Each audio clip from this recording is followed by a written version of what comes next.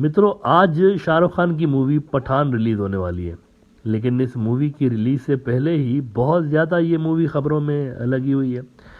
हिंदुत्ववादी जो गुंडे हैं इंडिया के अंदर, उन्होंने बेसिकली इस मूवी के बायकॉट का ऐलान कर रखा है और उनके बायकॉट की वजह भी बड़ी इंटरेस्टिंग है।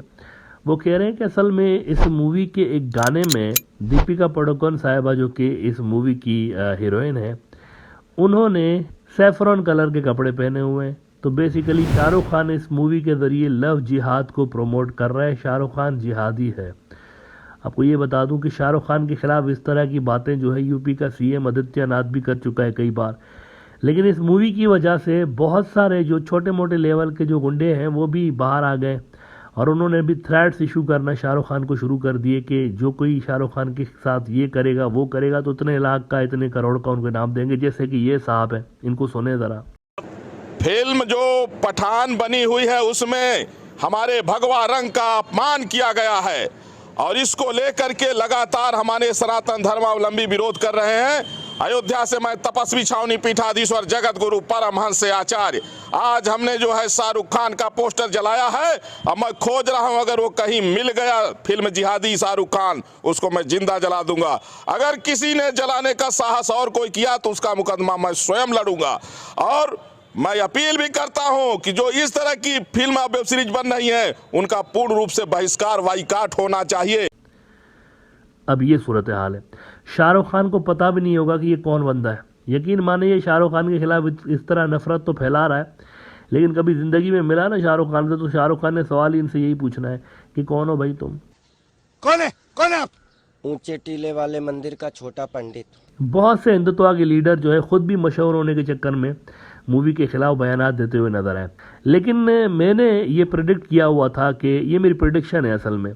काफ़ी अर्सा पहले जब हिंदुत्ववादी गुंडों ने इस मूवी के खिलाफ कैंपेन शुरू की तो मेरा ये ओपिनियन था कि कमर्शियली ये जो मूवी होगी शाहरुख खान की वो बहुत ज़्यादा हिट होगी। इसके अंदर रियल शाहरुख खान मुझे नज़र आ रहा था। इस मूवी की स्टोरी लाइन जब मैंने पढ़ी थी तो काफ़ी अट्रैक्टिव इसकी स्टोरी लगी, तो मुझे फील हो रहा था कि this will become the biggest blockbuster that Shahrukh Khan has produced in recent years. क्योंकि पिछले अगर आप देखें ना, उनकी कुछ मूवीज़ फ्लॉप गई हैं और उनके फ्लॉप होने की वजह ही असल में हिंदुत्व की पॉलिटिक्स है। देखा यह गया है कि रिसेंटली जितनी भी खान लोगों की मूवीज़ आई है इंडिया के अंदर, जो खान लोग हैं, शाहरुख खान, सलमान खान, आमिर खान, इनकी तकरीबन जो भी मूवी आ रही है कोई ना कोई उनके साथ कंट्रोवर्सी अटैच ज़रूर रही है। हालिया सालों के अंदर ये देखा गया है और सिनेमास को आग लगाना और इस तरह के थ्रेट्स जो हैं वो भी इशू होते रहे। इसी के चक्कर में बड़ी अच्छी अच्छी मूवीज़ भी इन लोगों की रिसेंटली फेल हुई हैं। आमिर खान की लाल सिंह चड्ढा जो थी वो भी फेल हो गई इसी चक्कर में।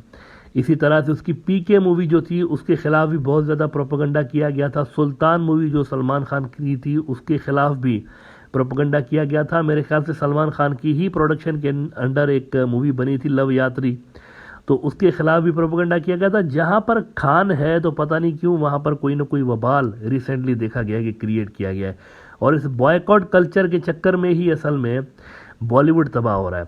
आप देखेंगे साउथ की इंडस्ट्री उभरती जा रही है इंडिया में, क्योंकि वहाँ पर कोई इस किस्म की चीज़ नहीं होती, बायकॉट कल्चर हो रही है। लेकिन बॉलीवुड जो है वो थोड़ी सी पोलिटिसाइज्ड हो गई है।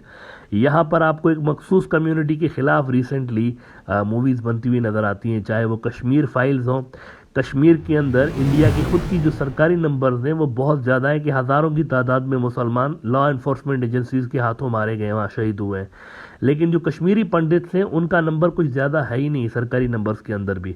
लेकिन फिर भी कश्मीर फाइल्स के अंदर जो आतंकवादी और दहशतगर्द दिखाया गया है वो मुसलमानों को दिखाया गया है। बेइंतहा जहरीले प्रोपेगेंडा से भरपूर एक मूवी है। तो बॉलीवुड के अंदर ये जो पॉलिटिसाइजेशन बॉलीवुड की शुरू हुई है ना, कि कुछ मखसूस कम्युनिटीज़ को टारगेट किया जा रहा है वहाँ पे, और छोटी छोटी बात को लेकर जो है ना, इसने ये कपड़े पहने तो उसको भी लेकर बवाल क्रिएट किया गया। बल्कि अब तो ये हो रहा है कि पुरानी जो फिल्में हैं उनके भी कुछ सीन काट काट के लोगों को ये दिखाया जा रहा है, हिंदुत्व के ठग ये दिखा रहे हैं कि ये देखो बॉलीवुड को मुसलमान कैसे यूज़ करते रहे। मतलब पुरानी फिल्मों जहाँ पर ये फिल्में पहले रिलीज़ हुई तो लोगों को पता भी नहीं था कि ये भी इशू है, लेकिन वो इशू अब क्रिएट किए जा रहे हैं। मिसाल के तौर पर शोले फिल्म के अंदर वो जो एक मुसलमान कैरेक्टर है उसको लेकर भी आजकल एक कंट्रोवर्सी क्रिएट की गई है। उस वक्त जब ये फिल्म रिलीज़ हुई बहुत बड़ी सक्सेस थी, बहुत बड़ी हिट थी, किसी ने कोई नोटिस नहीं किया था, लेकिन आजकल उसको उन सीन्स को उठा के और इशू क्रिएट करने की कोशिश की जाती है। यूं महसूस होता है कि फिल्म आने से पहले ही हिंदुत्व की मशीनरी काम पे लग जाती है और अपने जो इन्फ्लुएंसर्स हैं सोशल मीडिया के अंदर और बाकी जगहों पर उनको कहा जाता है कि भाई लग जाओ काम पे, इस फिल्म के खिलाफ आपने प्रोपेगेंडा करना है और नाकाम बनाना है। इंतजाम हो जाएगा जी बिल्कुल। मोगेम्बो खुश। अब देखें, ऐसा है कि ये जो बॉलीवुड है ना, इतने डेकेड से लेके इंडिया के सॉफ्ट पावर को दुनिया के अंदर प्रमोट करने के लिए यूज़ होता रहा है। आपको पता है सऊदी अरब ने भी रिसेंटली अमिताभ बच्चन साहब को लाइफ टाइम अचीवमेंट अवार्ड दिया है। बहुत बड़ा उनका एक अवार्ड है जो कि मुख्तलिफ शोबों में अच्छी कारकर्दगी दिखाने वाले लोगों को वो देते रहे। तो इंडिया के लिए कितना बड़ा एहसास है कि सऊदी जैसा एक बहुत बड़ा मुल्क है, उन्होंने भी उनके टैलेंट की एक कदर कर रहे हैं। दुनिया भर के अंदर आपको इंडियन टैलेंट के कदरदान मिलते हैं, उनके फैंस मिलते हैं। मतलब आप देखें रीजन पूरे के अंदर, अगर आप हमारे रीजन को ही देखें, बांग्लादेश के अंदर, पाकिस्तान के अंदर, श्रीलंका के अंदर आपको बॉलीवुड के अदाकार, बॉलीवुड के सिंगर्स के बहुत ज़्यादा फैंस नज़र आएंगे और बॉलीवुड के ज़रिए इंडियन कल्चर को और इंडिया की जो तहजीब है उसको दुनिया भर में उजागर किया गया है डेकेड से लेके। इसमें बॉलीवुड का अहम रोल रहा है।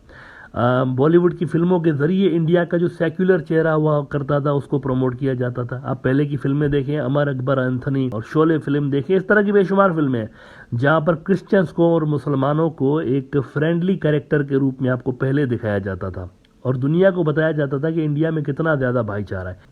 लेकिन आज का बॉलीवुड अगर आप देखें, गुज़िश्ता 6-7 साल के अंदर का बॉलीवुड अगर आप देखते हैं तो उसके अंदर आपको क्या नज़र आता है? कश्मीर फाइल्स और पद्मावत, पानीपत, बेशुमार मूवीज़ हैं जहाँ पर मुसलमानों को एक गलत तरीके से पोर्ट्रे किया गया है। आजकल तो बल्कि जो फिल्में बन रही हैं, अगर कोई हिस्टोरिकल मूवी भी बन रही होती है तो मुसलमान किंग्स जो थे उनको बिल्कुल ऐसे करके दिखाया जाता है जैसे इनसे ज़्यादा जो क्रूअल और इनसे ज़्यादा जालिम किस्म की जो हस्ती थी उस वक्त दुनिया में थी नहीं, सबसे ज़्यादा जालिम ही ये था। इस तरह की जो है वो एक स्टोरी वहाँ पर दिखाई जाती है। और एक अजब सी बात देखें कि आजकल अगर मुसलमान दिखाया जाता है ना तो अजीब सा मुसलमान आपको इंडिया में बॉलीवुड की फिल्मों में नज़र आता है। कंधे पे रुमाल होगा, ढेर सारा सुरमा आंखों के अंदर होगा, उसके टोपी एक अजीब सी उसने पहनी हुई होगी और हर बार जनाब जनाब करके बात करता हुआ आपको नज़र आएगा। मतलब यूजुअली मुसलमानों का गेटअप भी इस तरह का नहीं होता आमतौर पर, जिस तरह वो फिल्मों के अंदर दिखा रहे होते हैं। एक अजीब ही मुसलमानों की छवि उन्होंने बना दी है बॉलीवुड के अंदर और इंडिया का जो सोशल फैब्रिक है उसको डिस्ट्रॉय करने के लिए भी बॉलीवुड यूज़ हो रहा है। पहले ऐसा नहीं होता था, पहले रियल सेंस में बॉलीवुड इंडिया के सॉफ्ट पावर के तौर पर यूज़ होता था दुनिया भर में, लेकिन आज उसको इंटरनल पॉलिटिक्स के टूल के तौर पर यूज़ किया जा रहा है। इंडिया के अंदर जो हिंदू मुस्लिम की सियासत हो रही होती है ना, उसके लिए यूज़ किया जा रहा है बॉलीवुड को ज़्यादातर। और इस वजह से फिर आप देखें कि जवाल भी बॉलीवुड का नज़र आ रहा है। बॉलीवुड की जो इंडिया के अंदर ही राइवल इंडस्ट्रीज थी वो ज़्यादा उभरती हुई आपको नज़र आ रही हैं और बॉलीवुड नीचे जाता हुआ आपको नज़र आता है। अच्छा, ख़ास तौर पर ये जो खान लोग हैं, वो जो मैंने प्रोग्राम के शुरू में बात की, खान लोगों की मूवी आने से पहले ही यूँ लगता है कि बस कोई ना कोई कंट्रोवर्सी तो इसके खिलाफ आएगी ही आएगी। यूँ लगता है कि जैसे ये स्कीम तैयार करके बैठे हुए होते हैं कि बस खान लोगों की मूवी का कोई पोस्टर आ जाए या कोई ट्रेलर आ जाए और लग जाए काम पे, स्कीम को इम्प्लीमेंट करना शुरू कर दें। पहले चुप होते हैं सारे, पहले बात नहीं करते, लेकिन जो ही कोई ट्रेलर आता है या कोई बात आती है ना तो इनको कुछ ना कुछ नज़र आ जाता है मूवी के अंदर। कुछ नहीं मिलता तो कपड़ों का रंग ही नज़र आ जाता है और उस पर जो है वो स्कीम को इम्प्लीमेंट कर रहे होते हैं। जोर जोर से बोल के लोगों को स्कीमें बता दे। तो मेरे ख्याल से एक बॉलीवुड जैसा एक बड़ा एसेट इंडिया ने जो सालों से लेके बल्कि डेकेड से लेकर जो डेवलप किया हुआ है उसको इस तरह से डिस्ट्रॉय इंडिया को नहीं करना चाहिए और इंडिया का जो सेक्युलर वैल्यूज़ हैं उनको प्रमोट करना चाहिए बॉलीवुड के अंदर, बजाय इसके कि नफ़रत को प्रमोट करें, मोहब्बत को प्रमोट करें। और इंडिया का जो सेक्युलर वैल्यूज़ इंडिया के रहे हैं अगर उनको प्रमोट किया जाए, एंटी मुस्लिम टूल के तौर पर इसको ना यूज़ किया जाए तो वो ज़्यादा बेहतर होगा।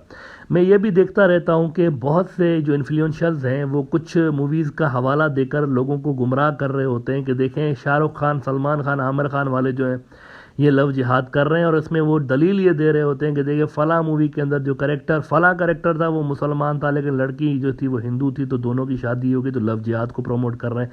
लेकिन बॉलीवुड के अंदर ही खुद ये जो खान लोग हैं उनकी बहुत सारी मूवीज़ के अंदर आपको ऐसे ऐसे कैरेक्टर्स नज़र आते हैं जिसमें हीरोइन मुसलमान होती है और जो हीरोज़ होते हैं वो नॉन मुस्लिम्स होते हैं। ऐसी बेशुमार फिल्में हैं तो उनको कोई कोट नहीं कर रहा होता। वो इसलिए कोट नहीं करते क्योंकि वो कोट करने से ये प्रोपेगेंडा, ये जो मिथ है ना, ये बस्ट हो जाती है कि ये खान लोग लव जिहाद कर रहे होते हैं। लिहाजा नैरो माइंडेड होके मेरे ख्याल से नहीं देखना चाहिए। बॉलीवुड को, इंडिया को अपने सॉफ्ट पावर के तौर पर यूज करना चाहिए, बजाय नैरो माइंडेड होके और लोकल जो हिंदू मुस्लिम की पॉलिटिक्स है उसमें बॉलीवुड को ड्रैग नहीं करना चाहिए। फिल्म जो पठान बनी हुई है उसमें हमारे भगवा रंग का अपमान किया गया है।